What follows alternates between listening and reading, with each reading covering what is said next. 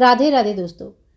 भाद्रपद महीने की कृष्ण पक्ष की चतुर्थी तिथि को रखा जाता है बहुला चौथ की व्रत और पर्व मनाया जाता है। माताएं इस दिन अपने बच्चों की उज्जवल भविष्य, उत्तम स्वास्थ्य और सर्वथा उन्नति के लिए इस व्रत को धारण करती है।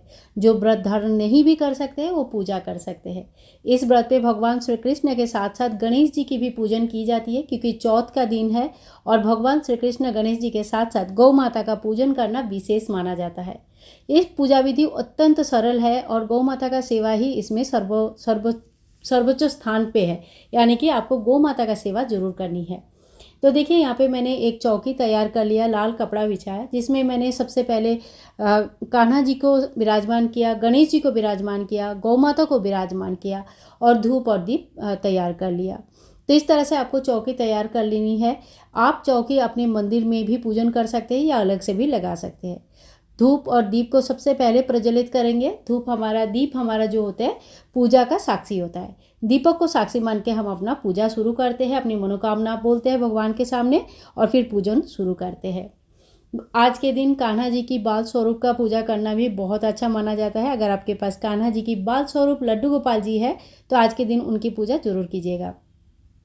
माताएं सुबह से व्रत धारण करती है और शाम के समय इस पूजा को करते हैं और कहीं कहीं सुबह भी इस पूजा को किया जाता है। तो आपके घर के जो भी परंपरा है आप उस हिसाब से पूजा कर सकते हैं। इसके बाद हम जल का छींटा देते हुए सबसे पहले गणेश जी की, इसके बाद कान्हा जी का और उसके बाद गौ माता का स्नान करा लेंगे। जब भी स्नान कराएंगे जैसे ओम गांग गणेशाय नमो, ओम भगवते वासुदेवाय नमो नमो, जय गौ माता, ओम गौ माताय नमो नमः, इस तरह से मंत्र मन ही मन बोलते रहिए, फिर स्नान कराएंगे। स्नान के बाद हम सभी भगवान को वस्त्र स्वरूप कलावा अर्पण करेंगे। ओम गांग गणेशाय नमो वस्त्रम समर्पयामि, इस तरह से फिर जनेऊ अर्पण करेंगे। अगर आपके पास जनेऊ है तो कीजिए, नहीं है तो कच्चा सूत को 7 बार लपेट के भी आप जनेऊ बनाकर अर्पण कर सकते हैं। गौ माता को भी हम वस्त्र स्वरूप कलावा अर्पण करेंगे और हमारे कान्हा जी पहले से ही वस्त्र धारण करके रखे हैं। इसके बाद हम भगवान को तिलक करेंगे। तो चंदन से सबसे पहले गणेश जी को, फिर कान्हा जी को, फिर गौ माता को तिलक करेंगे। बछड़े को तिलक करेंगे।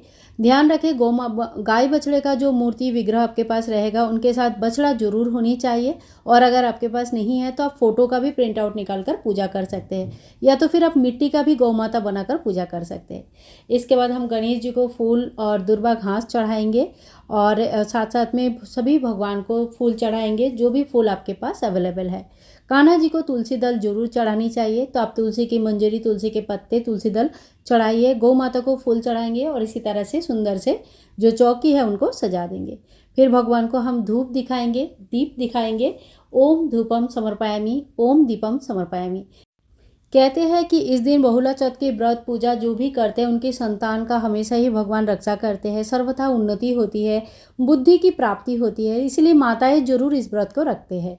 इसके बाद हम भगवान गणेश जी को सर्वप्रथम भोग लगा देंगे बिना तुलसी दल का, क्योंकि तुलसी दल युक्त भोग भगवान जी ग्रहण नहीं करते हैं, और एक तुलसी दल के साथ हम भोग लगाएंगे कान्हा जी को। आज के दिन दूध का सेवन करना, दूध से बना हुआ कोई भी चीज़ का भोग लगाना मना ही है, तो दूध का बना हुआ कोई भी चीज़ का भोग आप ना लगाइए।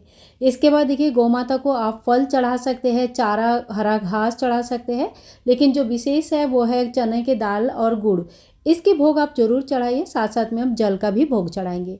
चने का दाल और गुड़ का भोग जो है ना कंपलसरी होती है, अगर संभव है तो जरूर चढ़ाइएगा। और बाद में जो ओरिजिनल गौ माता है, जो गौ माता है हमारे घर पे आसपास या गौशाला में मिलेगी, उनको आप ये भोग खिला सकते हैं। इसके बाद हम 1 लोटा जल लेंगे और साथ साथ में हाथ में थोड़ी सी चावल का दाना ले लेंगे। अगर आपके पास टूटा हुआ चावल है तो आप उसको यूज़ मत कीजिएगा, बिना टूटा हुआ चावल का ही यूज़ है। इस केस में आप थोड़ी सी फूल ले सकते हैं हाथ में। फिर हम व्रत कथा सुन लेंगे। व्रत कथा सुनने के बाद चावल का दाना हम गणेश जी के सामने, कान्हा जी के सामने और गौ माता के सामने छोड़ देंगे।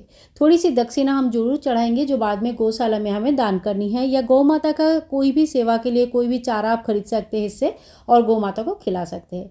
पूजा के बाद ये जो जल होता है, जो शाम को पूजा करेंगे वो चंद्रमा को अर्घ्य देते हैं, और जो सुबह पूजा करेंगे वो सूर्य भगवान को अर्घ्य देते हैं। और फूल का तो जैसे नॉर्मली खाद बन जाता है, भोग प्रसाद जो भी लगाया है वो घर पर आप सभी मेंबर में बांट सकते हैं। जो चने का दाल और गुड़ है ये आप गौ माता को खिला दीजिएगा, या कोई भी गौशाला में आप दान कर दीजिएगा, वहाँ पे गौ माता खा लेंगे। जो दक्षिणा है उसी से चारा वगैरह खरीद के आप गौ माता को खिला सकते हैं। गौ माता का आवश्यक कोई भी सामग्री आप खरीद के उनको दान कर सकते हैं। और इसी तरह से बहुला चौथ की बहुत ही सरल विधि से हम लोग पूजा करते हैं। आज का ये सरल पूजा विधि आप लोगों को कैसे लगा ज़रूर बताइएगा। अगर पसंद आई तो वीडियो को ज़्यादा से ज़्यादा शेयर कीजिएगा और चैनल के साथ जुड़े रहने के लिए चैनल को सब्सक्राइब जरूर कीजिएगा। मिलूंगी एक और वीडियो के साथ और तब तक जाते जाते एक लाइक ज़रूर दे के जाइएगा। राधे राधे।